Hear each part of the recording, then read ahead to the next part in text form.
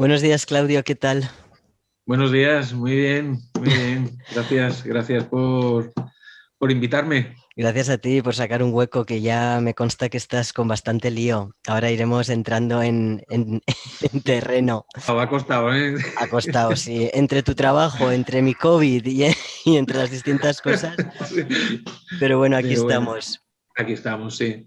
Muy bien, muchas gracias. Quiero saber lo primero, Claudio, por qué se tiene tanto respeto y consideración hacia los bebedores y tan poco hacia el resto de consumidores. Bueno, es buena pregunta esa, ¿eh? Empezamos fuerte. Sí, hombre, ahí habría mucho que hablar, ¿no? Y sobre todo, lo primero que se me viene a la cabeza es la diferencia o la diferente consideración, ¿no? Que tienen no solamente las sustancias, sino también las personas que las usan. Sí que es cierto que el consumo de alcohol pues, está muchísimo más normalizado y aceptado en nuestra sociedad y por lo tanto eh, pues eso influye, ¿no? En cómo también o cuál es la mirada que tenemos hacia las personas. ¿Eh? Y, evidentemente pues con otras sustancias que están más estigmatizadas y, por lo tanto las personas que las usan también están sometidas a estos estereotipos, pues también son miradas de manera muy distinta, ¿no? Incluso luego entre ellas, es decir, que no solamente es que alguien que no bebe mire a alguien que bebe o alguien que bebe que mire a alguien que tome otras sustancias, sino que entre quienes toman otras sustancias, entre ellos también se miran de maneras distintas. Incluso hay procesos de estigmatización en ese sentido, ¿no? Uno muy clásico, ¿no? Es, pues, por ejemplo, personas que usan cannabis, que no ven bien que se consuman otro tipo de sustancias bajo el argumento de que son sustancias sintéticas, que es mejor siempre lo natural, ese discurso, ¿no? Sí. de lo natural, personas que hacen usos problemáticos, ¿no? Incluso que están sometidas también a fuertes procesos de estigmatización que proceden también de personas que usan otras sustancias. Vale, oye, ¿quieres decir que dentro de de las personas que consumen distintos tipos de sustancias también hay cierta estigmatización? Y me llama mucho la atención lo que has dicho de lo natural, ¿no? Eso sí que, con eso sí que no contaba, que incluso en el mundo de la droga hubiese llegado ese discurso de que el cannabis es más natural, ¿no? Que por ejemplo no sé qué ejemplo pondrías, pero pues igual el éxtasis. Sí. Sí, Sí, no, aquí, pues bueno, pensemos que también en los últimos años ha habido eh, una fuerte presión, no solamente en el mundo de las drogas, sino que también, pues miras, yo qué sé, la alimentación, la cosmética, ¿no? Pues ese argumento de que lo natural siempre es mejor, ¿no? Claro, en el ámbito de las drogas, tanto da que sea natural como que sea sintético, quiero decir, es que todo al final eh, es química que hace dentro de nuestro cuerpo y nuestro cuerpo no distingue. Es decir, exacto. y que quizá el mayor peligro de este discurso es que al final se acaba equiparando lo natural con más seguro, con incluso saludable. Entonces, claro, eso también pues, produce una cierta relajación a lo mejor pues, en las precauciones o despierta también el atractivo por determinadas sustancias bajo ese argumento de que es natural cuando luego en realidad pues, bueno, tampoco tiene mucho que ver ni con la seguridad ni con esos supuestos efectos Claro. saludables. ¿Es seguro consumir drogas? A ver, eh, esa pregunta es un poco trampa, es decir, porque primero lo que tendríamos que pensar es qué entendemos por seguro. ¿Eh? Es decir, si entendemos por seguro, o sea, libre absolutamente de riesgo, pues no. ¿Eh? Es decir, que el consumo de sustancias pues siempre entraña algún riesgo. ¿Eh? Lo cierto es que ese riesgo no es un riesgo absoluto, ¿no? Y que ni siquiera es una certeza, estamos hablando de probabilidad, es decir, te puede ocurrir algo. Y ese riesgo, además, no está solamente en la sustancia, es decir, no es una característica propia de la sustancia, sino que en que el riesgo pueda ser mayor o pueda ser menor, influyen otro tipo también de elementos, como puede ser desde la propia persona, el contexto donde se consume, cómo se consume, con quién se consume, para qué se consume.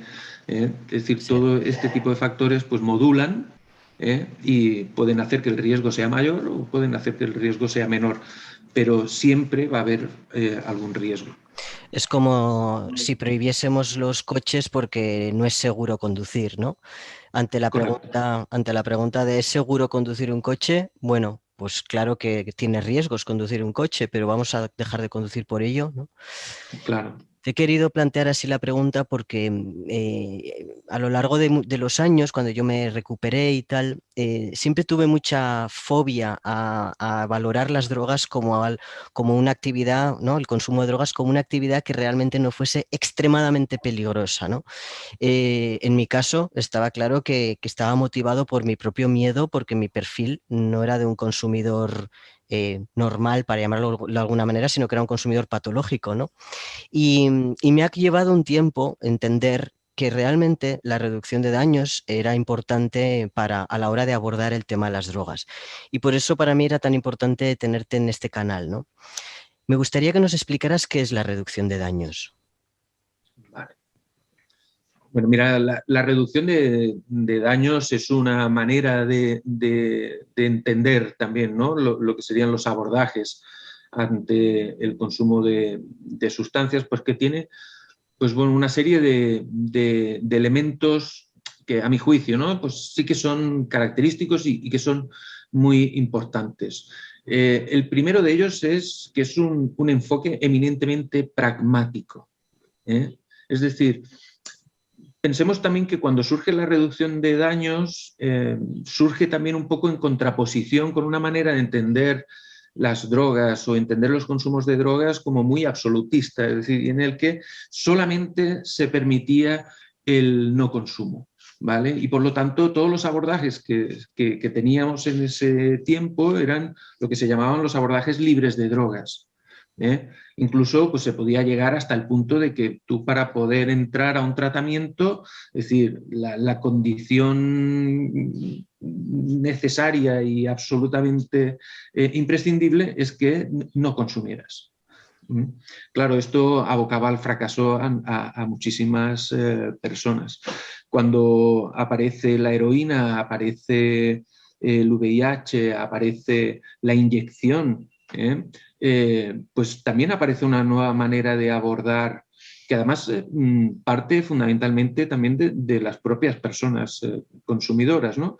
Pues que reconociendo que hay personas que van a seguir consumiendo porque o no pueden dejar de hacerlo o porque no quieren dejar de hacerlo, pero que eso no es un impedimento para que podamos reducir los problemas que están experimentando. Y en el caso de la heroína fue quizá uno de los casos más llamativos, es decir, podíamos reducir pues, los contagios de VIH, podemos reducir la sobredosis, podemos reducir un montón de problemáticas sin que necesariamente la gente tenga que dejar de consumir, es decir, le planteemos como requisito para poder trabajar el que dejen de consumir, ¿no?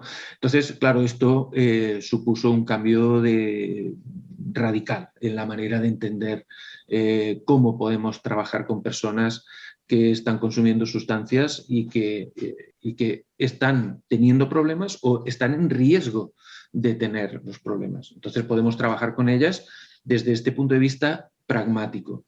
Y luego otro elemento que para mí es fundamental es que la reducción de riesgos, la reducción de daños no se entiende sin la participación activa de las propias personas a las que se dirigen todos estos programas. Es decir, son programas hechos por y para personas que usan drogas.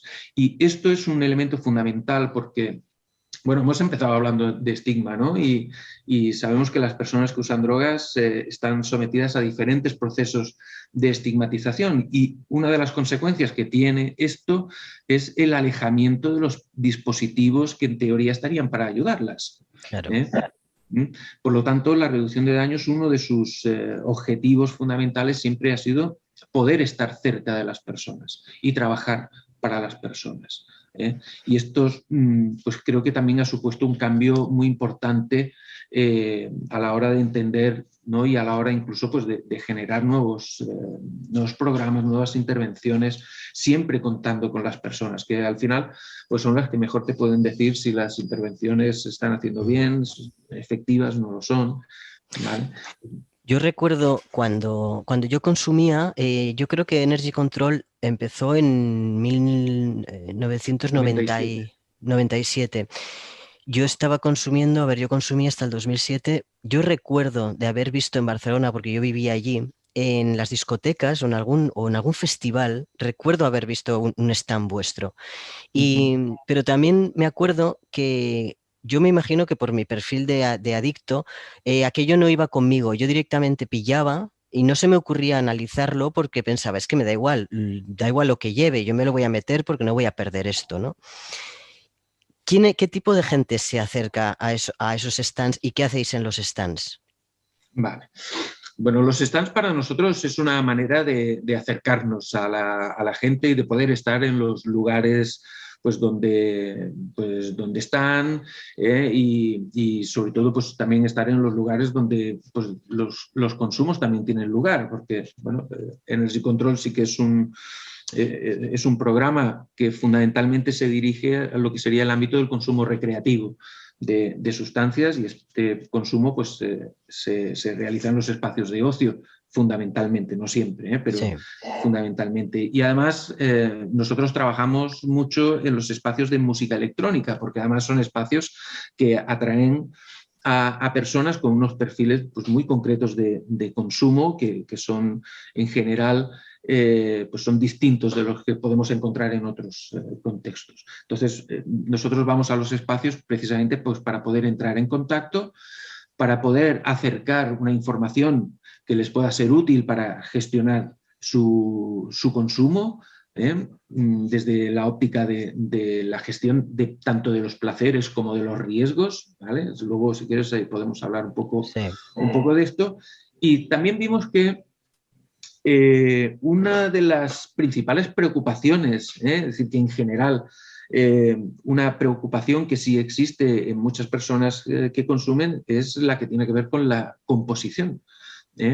Y aunque sea solo por curiosidad, muchas personas se van a acercar a un stand a analizar la sustancia, a ver qué lleva. Sabemos que cuando lleva lo que tiene que llevar, pues la persona lo va a consumir, pero sí que sabemos, y además es un hallazgo que hemos ido encontrando en diferentes servicios de análisis en diferentes países, que cuando no es lo que uno quería, y si además lo que se encuentra mejor no consumirlo, la gente no lo consume. Así es. Sí, la práctica totalidad. Es decir, que cuando tú traes MDMA, por ejemplo, Sí. y no es MDMA, y en vez de MDMA es una sustancia que sí puede ser incluso más de más riesgo que el MDMA, y se lo dices a la persona no lo consume, en la mayoría de los casos. Y básicamente esa es una de nuestras intervenciones, ¿no? Pues acercarnos a los espacios de ocio, poder aportar esa información y pues ofrecer también los servicios de análisis y bueno, también otros servicios. Vale, vale, fíjate la diferencia. A mí me sorprende porque como yo no concibo en mi piel. He visto, evidentemente, tengo gente conocida y amigos que son consumidores de forma recreativa, pero me resulta difícil como adicto asumir eso, ¿no? Que voy y me lo analizan y no lo consumo.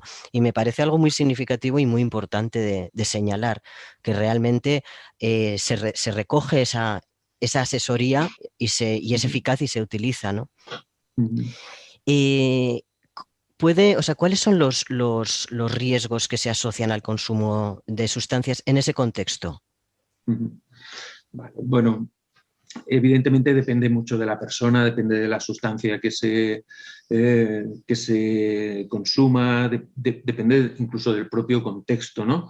Pero quizá en los últimos años sí que hemos ido viendo pues, algunos riesgos particulares, podríamos decir, ¿no? Y sobre todo porque sí que vemos que se asocian a problemas y a problemas reales que incluso luego acaban cuantificándose. y es decir, que acaban apareciendo hasta en las estadísticas, ¿no? Pues, Sí. por ejemplo, pues el tema de la conducción de vehículos, ¿no? Pues sabemos que todavía eso es una asignatura que tenemos ahí, es decir, no solamente la conducción de vehículos después de haber bebido alcohol, sino también la conducción de vehículos después de haber estado consumiendo otras sustancias y conducir bajo los efectos, ¿eh? Y aquí podríamos distinguir, ¿sabes? Pues toda la polémica que hay con respecto a las pruebas de drogas que detectan solo presencia o ausencia, pero no detectan que una persona esté bajo la influencia. Sí. ¿Eh? Yo lo que me estoy refiriendo es estar bajo la influencia y evidentemente pues eso es un problema que seguimos teniendo. Luego los episodios de violencia, en los que muchas veces pues también las sustancias andan de por medio. No quiero decir con esto que sean las causantes, pero sí que pueden actuar de facilitadoras, pueden actuar, pues bueno, jugar su papel en eso, ¿no? El consumo simultáneo de diferentes drogas, es decir, lo que solemos llamar el policonsumo, quizá es una de las prácticas de mayor riesgo, que es el combinar diferentes sustancias y es lo que más se asocia luego a tener problemas. Y en los últimos tiempos, sobre todo pues, en esta escena electrónica donde el consumo, el principal consumo es de MDMA, pues sí que todo el tema de las pastillas con unas cantidades de MDMA exageradamente altas por comprimido y que pues bueno, sí que suponen un riesgo importante. Es cierto que la gente también se ha ido autorregulando, ha ido aprendiendo que las pastillas ya no se comen enteras como hace 10, 15 años, que ahora hay que dividirlas en cuartitos, que hay que esperar, que cada cuartito es prácticamente una dosis y que bueno, pues eso la gente también ha ido aprendiendo, se ha ido autorregulando en ese sentido. Mira, eso no lo sabía. Claro, llevo muchos años alejado de la droga y no sabía que hubiese que partir y tomarse un trozo pequeño y tal. Me estaba acordando de mi época, ¿no? Que estábamos con la música tecno precisamente y las pastillas volaban enteras. Claro. Y No, ahora ya no. Ahora de hecho, las pastillas que circulan ahora pues son bastante diferentes de las que circulaban antes, ¿no? Antes teníamos las pastillas redondas, sí, a lo mejor de vez en cuando alguna con una forma de corazón exacto. y casi que para de contar. Sí. Ahora no, ahora tienes pastillas de mil y una formas, de colores, pastillas que por un lado es de un color y por otro es de otro color, pero en general, bueno, pues se ha ido diversificando esa oferta, es decir, que no es un fenómeno realmente nuevo en el ámbito de las drogas,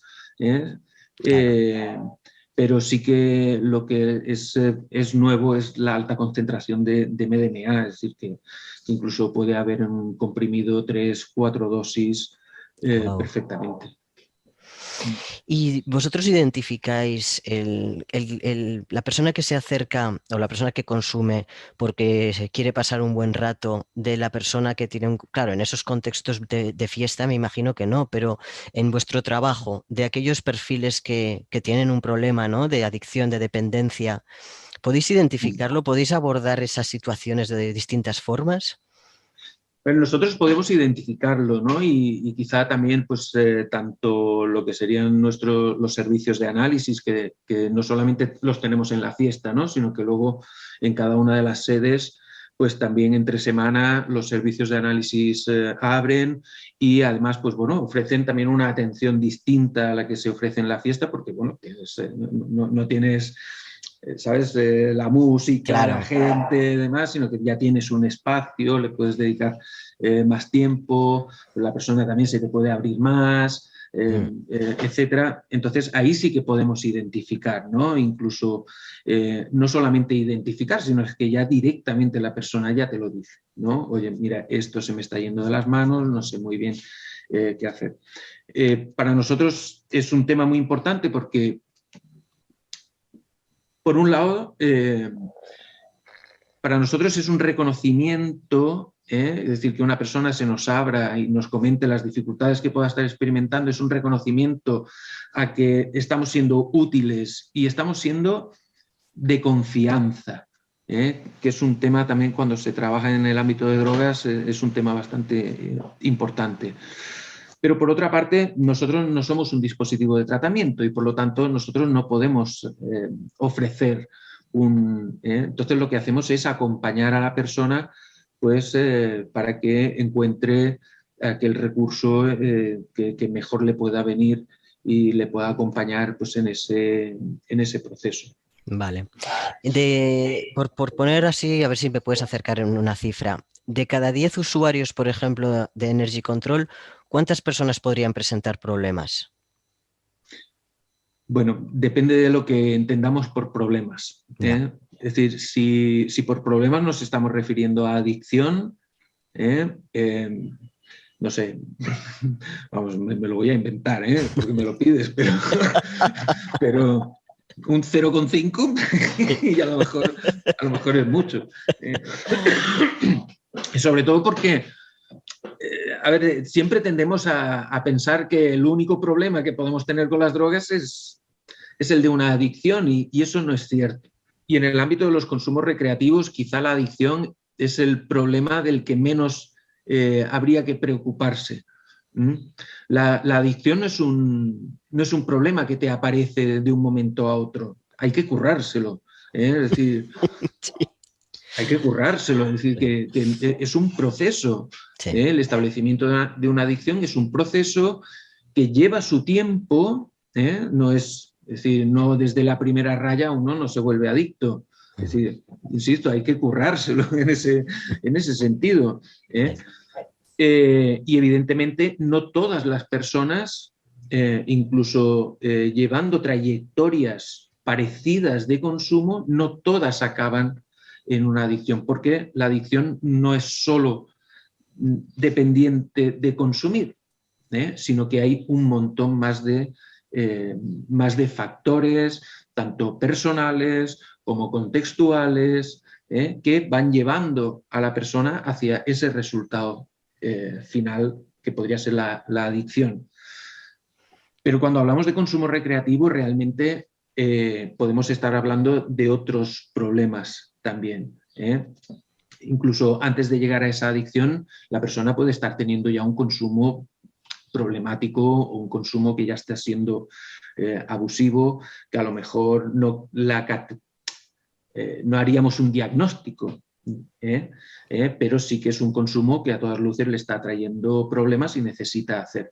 O, sobre todo, los problemas más a corto plazo, de tipo agudo, en la forma de intoxicaciones, de malos rollos, pues peña que se le va la cabeza... pues todo ese tipo de problemas, o los accidentes incluso, pues son mucho más frecuentes en términos de frecuencia que no el desarrollo de una adicción. Y esto yo creo que es muy importante porque realmente al final, y probablemente esto venga, ¿sabes?, de todos los años de la heroína, en la que pues sí que un poco se instaló, ¿no?, en nuestra mente el tema de la adicción como el principal problema asociado con las drogas, pero realmente no es así. La adicción es un problema y es un problema muy serio, evidentemente, pero que en general se da en un porcentaje pequeño de las personas que consumen. Sí, yo te escucho hablar y pienso todo el rato en el alcohol. Estamos viendo constantemente gente beber y no todos son alcohólicos, ¿no? Es verdad que se puede hacer un uso mejor o peor, ¿no?, del alcohol. Lo que dices, se puede coger un coche, se puede coger una maquinaria, o tu propia agresividad se puede ver de repente desinhibida porque has bebido de más, ¿no? Pues sí. Lo mismo pasa con otras sustancias. Claro. Es decir, lo mismo, es decir, igual que en el consumo de alcohol, pues hay un montón de personas que integran ese consumo en su vida, ¿no?, y hacen un uso de esa sustancia en momentos puntuales y con un fin determinado. Pues eso también pasa con otras sustancias, ¿no? Pues no todo el mundo que fuma cannabis fuma desde que se levanta hasta que se acuesta, claro. Ni todo el mundo que consume cocaína consume cocaína desde que se levanta hasta que se acuesta, ¿no? Hay personas que toman cocaína, pues a lo mejor una vez cada X tiempo, no todos los fines de semana.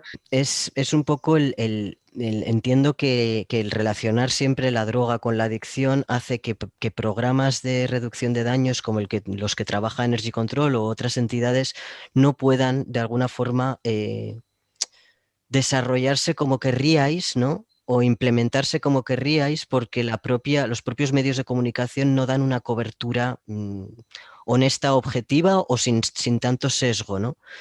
¿Qué, qué me dirías de cómo tratan los medios de comunicación precisamente la reducción de daños? Bueno, otro temazo, el de los medios de comunicación. A ver, en general, incluso los estudios que se han hecho al respecto, ¿no? Es decir, los medios de comunicación cuando abordan el fenómeno de las drogas suelen atender a dos elementos fundamentales, ¿vale? Uno es la acción policial, ¿vale? Es decir, bueno, un poco que hagas un seguimiento de las noticias que aparecen en los medios de comunicación en materia de drogas, verás que todo el tema de los decomisos, detenciones, es decir, la actuación de los cuerpos y fuerzas de seguridad del Estado está sobre representado con respecto al total de las informaciones que puedan aparecer, ¿vale? Y en segundo lugar estarían los casos extremos, ¿eh? Es decir, cuando aparecen casos extremos o bien de adicción, que son los casos que más venden, o los casos absolutamente anecdóticos, pero muy llamativos. Pensemos la semana pasada con el chaval de Murcia, que ni siquiera tenemos una confirmación toxicológica, ya no es para que, a ver, ni siquiera sabemos si llegó a consumir alguna sustancia, es decir, es que cualquier comportamiento que vemos extraño, aberrante, etcétera, rápidamente lo atribuimos al consumo de drogas, pero es que realmente eso no tiene por qué ser así. El hablar de droga caníbal cuando ni siquiera se busca un contraste ni poder contrastar esa información, ni plantearnos siquiera realmente una droga te puede volver caníbal. Es que cuando lo piensas un poco así, dices, bueno... Es una locura. Y que la gente lo repita así, ¿sabes? Tan a la ligera, o sea, dices, bueno, yo qué sé, ¿no? Sí. Y luego, por no hablar de que una cosa que más allá de las drogas, que nadie pareció plantearse, es cómo es posible que un vídeo grabado en una sala de urgencias se vuelva viral. Es tremendo. ¿Cómo es posible? Es decir, ¿quiere decir eso que si yo ahora me tengo que ir a urgencias, mañana puedo estar saliendo en prensa nacional? Sí. Es que eso...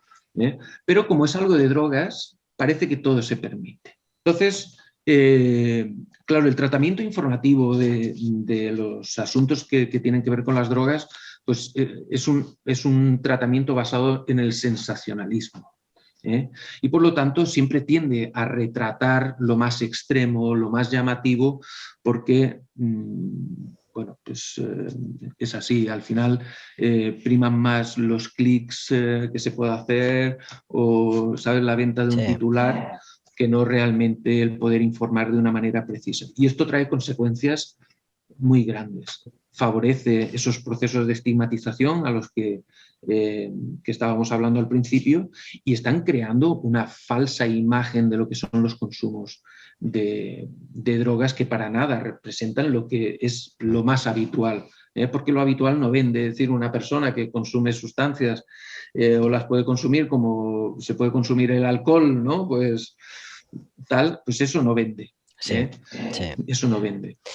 Sí, a mí me parece el sistema me parece muy perverso porque por un lado la opinión pública está comprando y vendiendo eso, por otro lado la administración se pone medallas de no a las drogas, ¿no? Como la señora Ayuso el otro día salió en unas declaraciones, y luego está la parte, las personas que tienen que hacer el trabajo sucio, por llamarlo de alguna manera, que además me he puesto esta camiseta a propósito, de la editorial Dirty Works, que me encanta, porque creo que vosotros hacéis un poco eso, o sea, hacéis la parte que realmente hay que hacer porque hay que afrontarlo, porque la realidad es que vivimos en una sociedad en la que vamos a consumir siempre droga porque el ser humano consume drogas, igual que otros animales, y hay que hablar de la seguridad en el consumo, ¿no? Y entonces, digamos que a vosotros os toca eso. Y me imagino pues que se os debe tachar de muchas cosas cuando hacéis un alegato por la seguridad en el consumo de droga, ¿no? Bueno, también yo creo que también es justo decir que quizá ya no tanto, ¿eh? Vale. Quizá ya no tanto. Y yo creo que también pensemos que España, eh, fíjate que ha sido uno de los países donde más se ha podido implementar la reducción de daños. Es decir, también podríamos hablar mucho y hacer una crítica a cómo ha sido ese proceso, ¿no? Pero evidentemente aquí tenemos programas de dispensación de metadona, incluso pues se sigue manteniendo el programa de dispensación de heroína, tenemos salas de consumo, programas de intercambio de jeringuillas, incluso programas de reducción de daños en prisión. Es decir, la cartera de servicios en el ámbito de la reducción de daños es extensa. A lo mejor no tiene toda la cobertura que nos gustaría o que pensamos que sería necesaria, ¿no? Tenemos los servicios de análisis de sustancias, ¿eh? Y aquí en España todo esto se ha ido desarrollando, hombre, no exento de polémica porque siempre ha habido Sí, alguna polémica, pero al final aquí los tenemos. O sea, miremos otros países, ¿no? sí. Donde ni siquiera podemos hablar de reducción de daños porque eso es vaya, casi pecado, ¿no? Pero bueno, reconociendo esto, pues sí que es cierto que la reducción de daños no ha estado exenta de polémica, ¿vale? Y que, claro, nosotros trabajamos desde ese reconocimiento de que el consumo de sustancias existe, que es una realidad, que hay personas que desean consumir sustancias, hay otras que no pueden dejar de hacerlo, otras que no quieren dejar de hacerlo y que hay personas que van a consumir independientemente de que el mensaje oficial sea no consumas. Entonces, por lo tanto, nosotros lo que hacemos es trabajar con estas personas y hacer propuestas dirigidas a estas personas. Nuestras propuestas van a ellas, no van a otras. Quiero decir, nosotros no vamos a ir a un colegio, a clases de primaria, a dar talleres de reducción de riesgos, evidentemente, pero sí iremos a lo mejor pues a un aula de bachillerato, por ejemplo, de los cursos finales de secundaria, porque son los primeros contactos que se están teniendo ya con el alcohol y a lo mejor ahí es donde más se necesitan unas guías claras de cómo relacionarte con el alcohol y actuar de contrapeso a la influencia que pueda haber desde otros ámbitos, ¿no? Pues de la publicidad o de los propios grupos de iguales, etcétera. Eso no significa que nosotros aprobemos lo que la gente hace, es decir, es que nosotros no estamos ni para aprobar ni para condenar. Eso nosotros ni vemos ni bien ni mal. Nosotros trabajamos a partir de una realidad. Muchas de las críticas que hemos recibido es porque a lo mejor éramos demasiado blandos, ¿no? Con respecto al consumo. Bueno, no somos blandos, es decir, es que nosotros no somos nadie para decir si eso está bien o está mal. Y más cuando nuestro trabajo se basa en favorecer que las personas puedan tomar sus propias decisiones. Es mucho pedir a una sociedad como la nuestra que realmente seamos capaces de tomar esas decisiones, como lo que vais viendo en vuestro trabajo, ¿creéis que realmente somos capaces de hacerlo? ¿Por qué no? Es decir, no hay nada que nos haga pensar que la gente no pueda tomar sus propias decisiones, ¿no? Y incluso, no sé, yo siempre ponía el mismo ejemplo, ¿no? Es decir, que llegan los 17, 18 años, ¿no? Y le pedimos a la gente que decida cuál va a ser su futuro. Y es así, ¿vale? Pero no le podemos pedir que decidan si quieren consumir esto o quieren consumir lo otro, ¿sabes? Es decir, bueno, Sí, algo no marcha, sí. Claro. Entonces, eso tiene que ver no ya con que la gente tenga capacidad o no tenga capacidad, tenga que ver en que pensamos que unas decisiones son moralmente más reprobables que otras, y por lo tanto tendemos a penalizarlas. Incluso desde el punto de vista preventivo, es decir, el mejorar la capacidad de las personas para tomar sus propias decisiones, eso es una herramienta que todos deberíamos tener en nuestra mochila vital. Y eso es algo que se tiene que trabajar desde que la gente es pequeñita, para que pueda tomar sus propias decisiones. Y esas decisiones no siempre tienen que implicar lo más saludable de todo. Podrá implicar también bueno, pues el acercarse a conductas, a comportamientos que entrañan riesgos. Lo que pasa es que luego moralmente hay riesgos que vemos bien y hay otros riesgos que no vemos tan bien. Tirarnos desde un puente con una cuerda, esa conducta de riesgo, porque es una conducta de riesgo, la vemos bien. Hasta la podemos ensalzar y podemos poner a quienes hacen esas conductas como héroes. Sí. ¿Vale? Pero luego hay otras conductas de riesgo que sancionamos. Cuando objetivamente a lo mejor no son tan peligrosas, digamos. Efectivamente, sobre todo cuando se hacen con las debidas precauciones, pues disminuyes mucho el riesgo. ¿Cómo hemos llegado hasta aquí? ¿Por qué tenemos esa percepción de la droga? Bueno, esto es que no viene de muy lejos, es decir, probablemente esto sea una construcción básicamente del último siglo, ¿no? Es decir, que siempre el ser humano se ha ido relacionando con las sustancias. También es cierto que unas veces se puede haber relacionado mejor, otras veces peor, pero bueno, las sustancias siempre han estado, de alguna u otra manera, siempre han estado ahí. Lo que ha sido novedad en el siglo XX es esa persecución que se ha hecho no solo a las sustancias, sino más que a las sustancias, a las personas que usan sustancias, y ahí han entrado en juego pues muchísimos elementos, ¿no? Desde el puritanismo de primeros del siglo XX, tanto en Reino Unido, Estados Unidos, ¿no? Y que impulsó todo un movimiento de criminalización encubierta, no siempre desde la óptica legal, sino también desde la óptica moral, y luego pues que también nos han, por ejemplo, pues cuando ocurrió todo el tema de la heroína en los años 80, 70, 80, 90, pues evidentemente eso también instaló, ¿no? Pues ese fantasma de la droga y con unos atributos negativos, y que al final pues siempre ha ido condicionando un poco cuál es la mirada que tiene la sociedad con respecto a las sustancias. También es cierto que eso está cambiando. Es decir, pensemos que, no sé, yo siempre hay una estadística que me gusta mucho sacar, porque ya hace años que a la edad de 18 años, pues casi, bueno, algo más de la mitad, sobre todo de los chicos, ya ha probado el cannabis.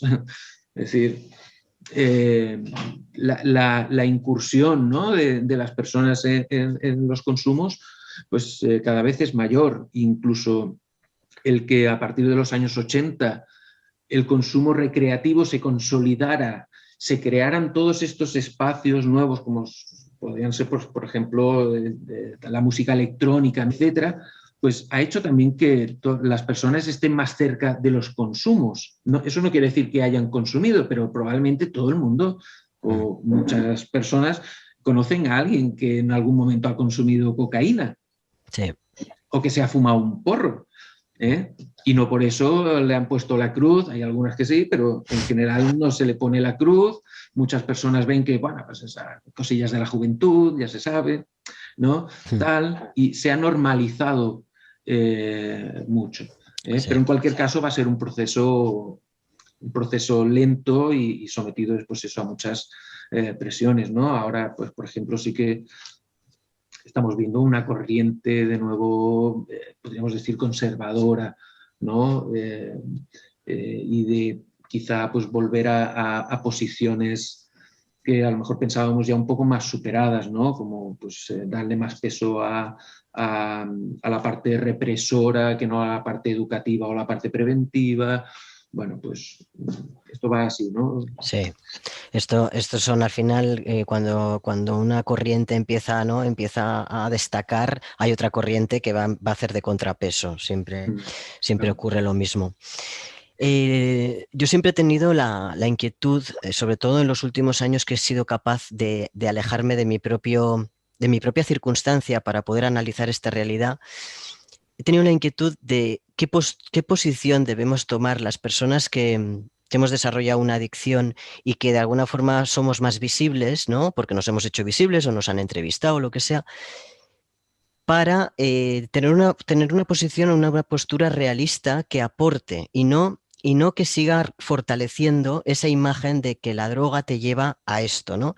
Te lleva a lo que siempre decimos los adictos, que es la cárcel, el psiquiátrico, la muerte. Bueno, eso nos pasa a los yonkis, generalmente vamos hacia allá, pero no a toda la gente que consume.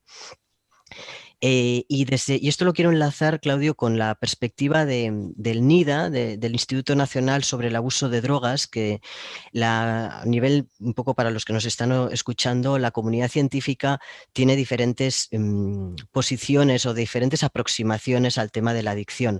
Pero el Instituto Nacional sobre el Abuso de Drogas, el NIDA, encabezado por Nora Volkow, tiene una postura muy rígida y muy concreta y que va muy a la par de esta postura que hemos comentado Claudio y yo ahora, ¿no? Que estaba comentando Claudio. Sin embargo, por lo que he leído últimamente, incluso ahí están hablando de la reducción de daños. Antes de seguir, porque yo doy por hecho que se saben cosas, cuéntanos brevemente cuál es la postura del NIDA. Bueno, desde hace unos años, bueno, pues el NIDA y sobre todo, pues eso, que lo personalizas en la figura, ¿no?, de la directora de Nora Volkow, pues sí que es cierto que ha un poco planteado, ¿no?, el tema de la adicción como una enfermedad, ¿eh? Una enfermedad y además casi una enfermedad del cerebro, ¿eh? Una enfermedad del cerebro. Claro, esta posición, a ver, desde mi punto de vista, ¿no?, es una visión un tanto reduccionista de lo que sería la adicción y acabar pues colocándola en el cerebro y ya está, ¿no? Y luego con todas las implicaciones que eso tiene, porque si es una enfermedad del cerebro, ¿cuál es el tratamiento? Claro. ¿Cuál es el tratamiento y quién tiene que dar ese tratamiento? Eso es. Ahí podríamos hablar también, ¿no? Pues ya entran ahí intereses, entran un montón de movidas. Sí. Pero luego también hay otras cuestiones que a lo mejor ese planteamiento deja fuera, como por ejemplo, más allá de los elementos puramente biológicos, están también los elementos que tienen que ver con el propio individuo y cómo el individuo se construye en la sociedad y cómo es la sociedad. Es decir, sabemos que hay entornos que son favorecedores de la adicción, ¿no? No sé, es decir, cuando tú vas a lo que serían las clásicas zonas de consumo y zonas en las que la gente que está allí, ¿no? Pues estoy pensando, pues eso, en temas, yo qué sé, en poblados, ¿no? Pues en estas zonas que decimos marginales, Sí. y demás, donde la gente pues está consumiendo sustancias, puede estar consumiendo pues desde heroína, cocaína, pegamentos, puede estar tal, pero realmente ese es el problema, o el problema es la pobreza y la exclusión. Claro, el pensar que la adicción es un problema o es una enfermedad y una enfermedad del cerebro, pues también nos permite un poco pues soslayar, ¿no?, esos otros elementos que están llevando a las personas a situaciones en las que a lo mejor pues, el consumo de sustancias es una vía de escape. Un escape. Pero en realidad, es decir, el principal problema que estas personas tienen no es que estén consumiendo drogas, Claro. Sino que no tienen dónde ir, no tienen qué hacer, no tienen trabajo, no tienen una vida. Y cuando no se tiene una vida, pues evidentemente ya lo demás queda exactamente igual. Sí. Entonces, claro, son posiciones demasiado, desde mi punto de vista, demasiado reduccionistas y que a lo mejor pues no permiten. Luego también que podemos al final acabar poniendo la culpa en el propio individuo. Si tú te has desarrollado una adicción es porque eres un enfermo. Y al final todo lo que ha pasado ha sido culpa tuya. A lo mejor pues, hay personas que no lo van a sobrellevar muy bien y tampoco permite ver que hay elementos de la propia vida que sí que te pueden acabar impulsando y que tú en un momento dado tomes una mala decisión. Y es decir, pues bueno, pues ahogo mis penas, ¿no? Bueno, lo digo así como... Sí. Pero voy a empezar a calmarme mi ansiedad, fumando porros, bebiendo alcohol, etcétera, y al final acabas desarrollando una adicción. Pero realmente el problema no es ese, el problema es que tenías una serie de problemáticas. A mí me parece una trampa de la que se está despertando y espero, me da la sensación que es algo generalizado, tampoco se podía mantener mucho tiempo porque los adictos cuando nos recuperamos, a ver, claro que tenemos una autopercepción de enfermedad porque hemos estado muy mal, pero no nos consideramos enfermos crónicos. O sea, yo me consideraré siempre adicto y siempre tendré presente mis herramientas y cuando no me encuentro bien, sé lo que debo hacer para no volver a consumir. Eso es algo que tengo clarísimo y creo que los adictos rehabilitados lo tenemos. Pero no podemos considerarnos enfermos crónicos constantemente y vivir desde esa percepción, ¿no? Considero. Entonces, me da la sensación que eso se va, lo vamos viendo, pero siempre con mucho temor pues porque al final la droga el consumo, nuestro consumo nos ha hecho un daño atroz, ¿no? Y un poco te lo preguntaba lo del NIDA porque el otro día me pareció leer que habían empezado con algún programa de reducción de daños y pensé, tela, porque ellos siempre habían estado muy en contra de este enfoque, ¿no? ¿Has leído algo? Bueno, sí que es cierto que en Estados Unidos siempre ha sido bueno, muy reacio a contemplar la reducción de daños. Ha sido muy, quizá imprudentemente reacio, ¿no?, con toda la que le está cayendo. Sí. Y es buena noticia pues, que poco a poco pues vaya abriendo un poco el espectro y vaya empezando a considerar otras posibilidades, ¿no? Incluso, pues bueno, aunque no la llame reducción de daños abiertamente, ¿no? Y utilice a lo mejor pues determinados giros, ¿sabes? Para no tener que hablar de reducción de daños como tal, etcétera, pero bueno, ya sí que quizá impulsados, y es quizá lo triste, ¿no? Es decir, que al final toda la situación y toda la crisis de la sobredosis, pues realmente es lo que al final les ha hecho cambiar de opinión, ¿no?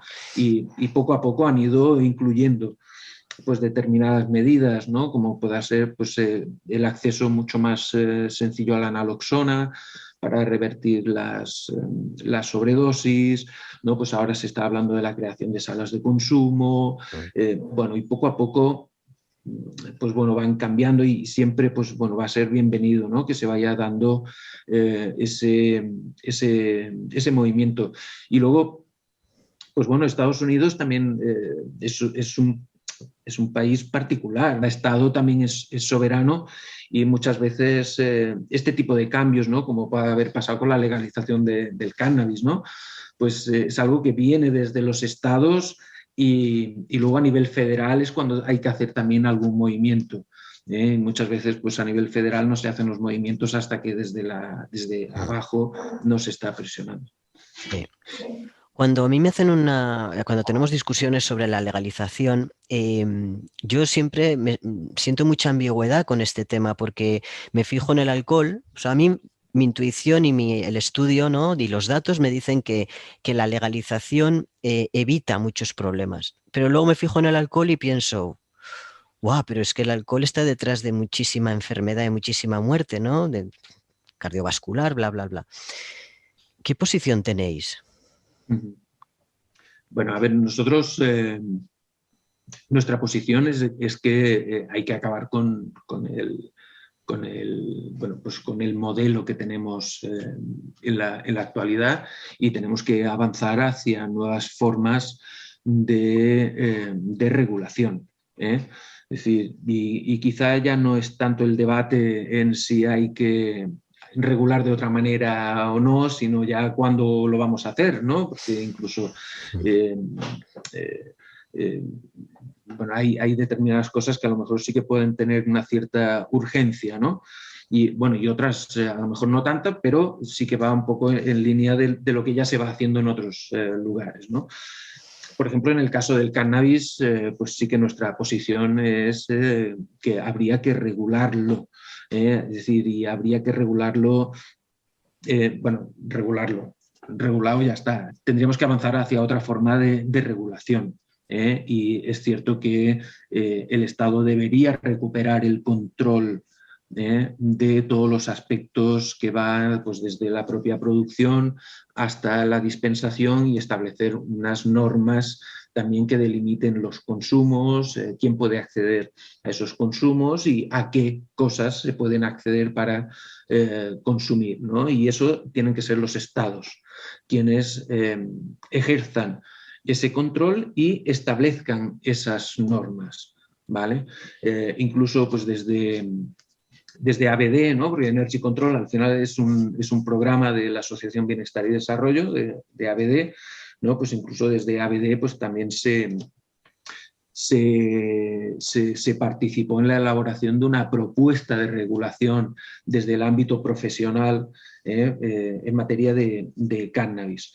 Y pues sobre todo eso, pues recuperando ese control, que ahora mismo el control de todos estos aspectos está en manos de un mercado ilícito, con todos los intereses, todas sus dinámicas y todas las consecuencias que eso trae. Y luego, pues también que sea una una regulación centrada en las personas, que vele por su salud y también por la justicia social, ¿no? Eh, y que ese sea el centro. Y esto es importante porque, bueno, también estamos viendo modelos de regulación o modelos regulatorios que a lo mejor a lo mejor no, es decir, no están elaborados desde este enfoque, sino que están elaborados más desde la óptica de los mercados, Ya. ¿no? Como puede ser, por ejemplo, en determinados estados de Estados Unidos, donde el hecho de la regulación del cannabis es más una estrategia económica, podríamos decir, o de potenciación de mercado, Mm. que no a lo mejor una cuestión de salud o una cuestión de justicia social. Y eso pues también ha traído consecuencias. Ahora hablabas del alcohol, ¿no? Bueno, pues ya empezamos a ver que en algunos sitios se ha creado ya un lobby cannábico. Sí, Sí. Y cuando se crean lobbies cuando se lo crean ves. lobbies, pues esto tiene impactos. Mm. Y en nuestro ámbito el principal impacto es que se ponen trabas a la puesta en marcha de políticas públicas eficaces para proteger la salud. Y Claro. en el caso del alcohol y el tabaco, o sea, eso Mm. quizá es una de las principales lecciones que deberíamos aprender. Es decir, la industria del alcohol y la industria del tabaco ha utilizado 1001 estrategias para poner trabas a que realmente se implementen las políticas públicas que sabemos que son eficaces. Sí. Pensemos, por ejemplo, en temas de publicidad, en temas de dispensación, etcétera, etcétera. Sí. No Pues sé, esto es lo que tendríamos que evitar en el caso del cannabis. no sé si has leído el libro Drink de David Nutt, que es uno de los libros que sacaremos con este sello. Ujú. Y es precisamente eso, ¿no? Como él desde una comisión en la administración británica establece o propone una serie de medidas y como el lobby del alcohol, o sea, las intercepta absolutamente y cómo terminan despidiéndolo. Sí, Claro, por ejemplo, ahora justo hace unos días salía una revisión, ¿no?, de las estrategias de responsabilidad social corporativa de la industria alcoholera. ¿Vale? Y pues bueno, que sabemos incluso en nuestro país, ¿no? Pues tenemos, hay entidades que se han creado bajo el paraguas de la industria alcoholera y que dan talleres en institutos, hacen campañas de prevención, claro, etcétera. Bueno, el propio Ministerio de Sanidad les ha dado alguna medalla hace sí, algunos años lo sé. por la prevención del consumo de alcohol en menores de edad, etcétera. Bueno, pues este estudio lo que ha encontrado es cómo los discursos que se favorecen dentro de estas estrategias preventivas están al servicio de los intereses de la industria, porque, por ejemplo, pues siempre apelan a la responsabilidad individual, tienden a minimizar determinados riesgos o, por ejemplo, no hablan nunca del papel que tienen todas las estrategias de marketing y publicidad sobre el consumo y la creación de estereotipos Mm, en la población consumidora. Pues eso se tiende a obviar, con lo claro. cual al final estás haciendo una prevención muy sesgada Mm, y muy al interés de la propia industria. Y eso con el permiso de la propia administración. claro, ¿eh?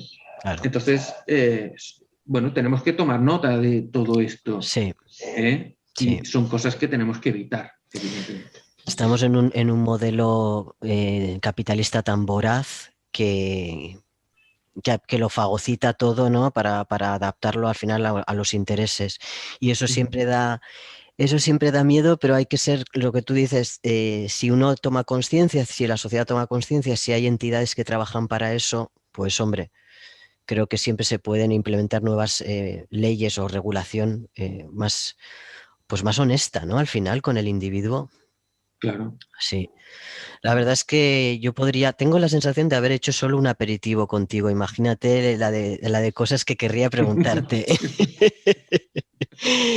Es que realmente es un tema que a mí bueno, ya lo sabes, claro, a mí me encanta, pero sobre todo me apetece mucho explorar todo esto, no desde la visión del adicto, y eso que este canal se llama Yonki, sino desde la visión más antropológica, ¿no? Y espero tener alguna vez ocasión contigo para hablar y para aprender, porque me gusta mucho el trabajo que hacéis. Creo que es de una honestidad tremenda y creo que es muy necesario.